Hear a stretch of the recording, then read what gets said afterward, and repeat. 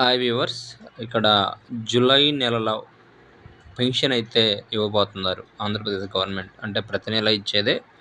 దానికి సంబంధించినటువంటి పూర్తి వివరాలు ఈ వీడియోలో చూద్దాం. ఎందుకంటే స్పెసిఫిక్గా జూలై అని ఎందుకు చెప్తున్నామంటే, ఈ ఆంధ్రప్రదేశ్లో కొత్త గవర్నమెంట్ వచ్చిన తర్వాత మొదటి నెల ఇవ్వబోతున్న పెన్షన్ కాబట్టి స్పెసిఫిక్గా జూలై నెల పెన్షన్ అని చెప్పడం జరుగుతుంది. ఇక్కడ ఉన్న అప్డేట్ ఏంటంటే, జూలైలో అందరికి కూడా 7,000 రూపాయల పెన్షన్ ఇవ్వడం జరుగుతుంది. సహజంగా 3,000 రూపాయలు వచ్చేదాన్ని 4,000 రూపాయలు పెంచారు.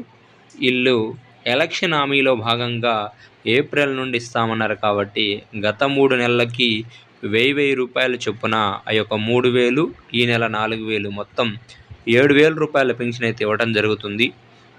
ఇది సాధారణ పెన్షన్కి అంటే ఓఏపీ ఓల్డ్ ఏజ్ పెన్షన్కి కానీ మిగిలిన విడో పెన్షన్స్కి కానీ వాటి వరకు 7,000 రూపాయలు ఇవ్వడం జరుగుతుంది.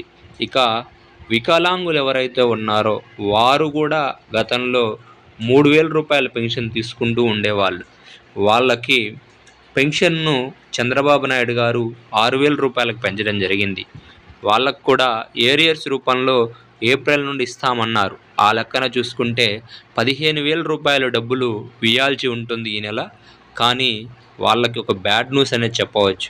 వాళ్ళకు 15,000 ఇవ్వటం లేదు, కేవలం 6,000 రూపాయలు మాత్రమే ఈ నెలన ఇస్తున్నారు. అంటే సాధారణంగా పెన్షన్ తీసుకునే వ్యక్తులు అంటే 60 సంవత్సరాల పైబడిన వాళ్ళు కానీ విడోస్ కానీ అంటే వితంతులకు ఈ నెల 7,000 రూపాయల పెన్షన్ వస్తే వికలాంగులకు కేవలం 6,000 రూపాయలు మాత్రమే వస్తున్నాయి. అలానే ఎవ్వరు కూడా ఆందోళన చెందాల్సిన అవసరం లేదు. పెన్షన్ అనేది మీ ఇంటి దగ్గరకు వచ్చి మీ సచివాలయం సిబ్బందే ఇవ్వడం జరుగుతుంది. కాకపోతే వాలంటీర్లు ఈసారి పంచడం లేదు.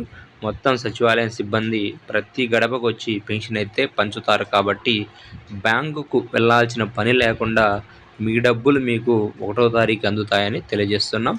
ఇలాంటి మరెన్నో లేటెస్ట్ అప్డేట్స్ కోసం మన ఛానల్ సబ్స్క్రైబ్ చేస్తారని, షేర్ చేస్తారని తెలియజేస్తున్నాం. Thank you. Bye bye.